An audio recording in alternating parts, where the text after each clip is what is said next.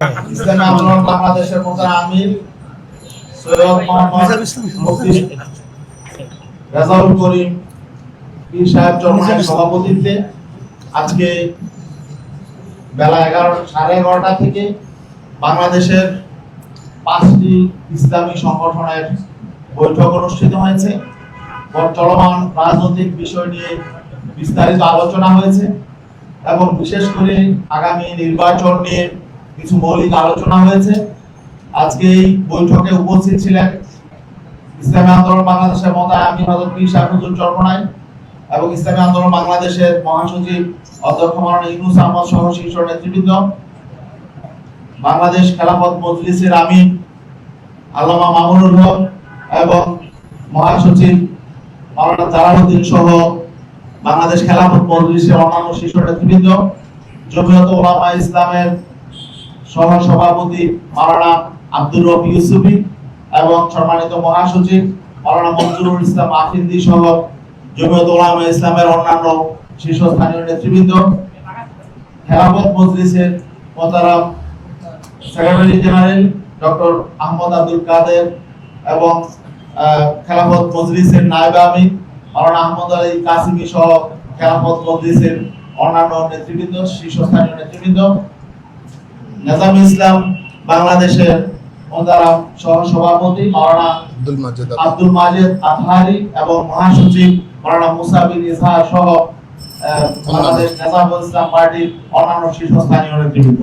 এরপর যে আজকের এই মিটিং এ মৌলিকভাবে যে আলোচনাগুলো হয়েছে এই বিষয়ে আজকের এই সভার সভাপতি ইসলামী আন্দোলন বাংলাদেশের মতায় আমির হযরত পীর সাহেব হুজুর চরমনাই সংক্ষিপ্ত ব্রিফ করবেন। আলহামদুলিল্লাহ,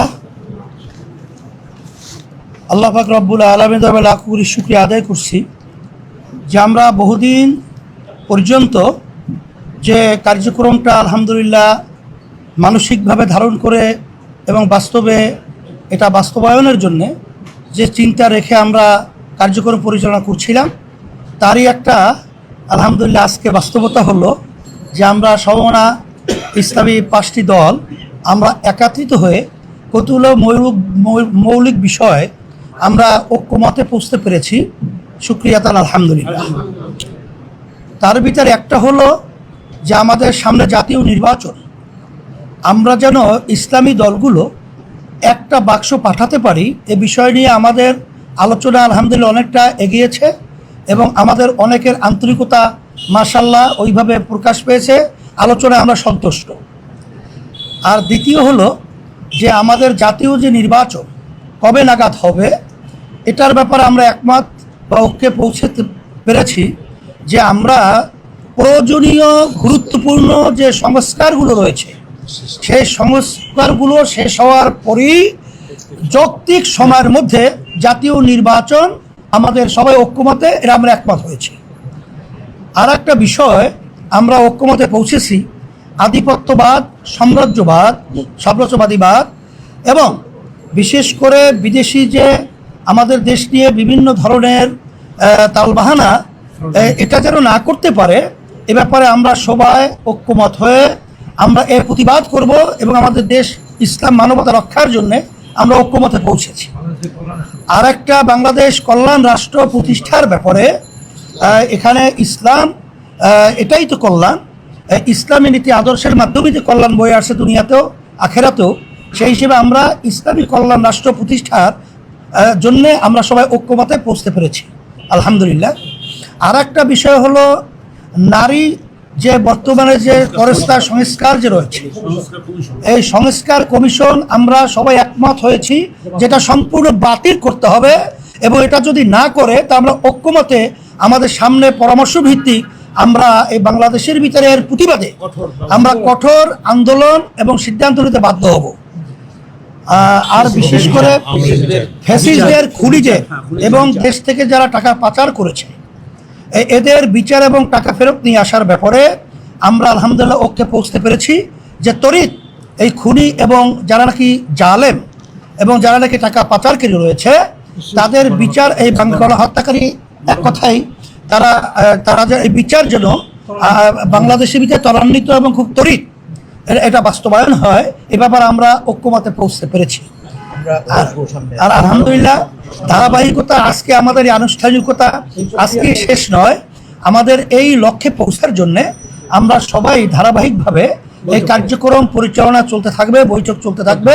আশা করি আলহামদুলিল্লাহ এই 53 বছর স্বাধীনতার পরে 54 বছর চলছে আমাদের যে লক্ষ্য বাংলাদেশকে নিয়ে, এটা আমরা আশা করি এখন যে পরিবেশ তৈরি হয়েছে এটা আমরা পৌঁছতে পারবো, এরকম একটা আশার আলো আলহামদুলিল্লাহ আমরা দেখতে পাচ্ছি। আপনাদের সকলকে ধন্যবাদ। এখন অন্য দায়িত্বশীল যারা রয়েছে তারা শুকরিয়া, আপনাদের সকলকে ধন্যবাদ জানাই এবং আপনাদেরকে ধন্যবাদ জানাই যে আপনারাও যেন ইসলাম দেশ মানবতার পক্ষে আপনাদের লেখনী কথা এটা আপনারা কাজ করতে পারেন। এই জন্য আমাদের পক্ষ থেকে সকলকে আমরা উদাত্ত আহ্বান এবং আমরা অনুরোধ করছি এবং আপনাদের ধন্যবাদ জানাচ্ছি।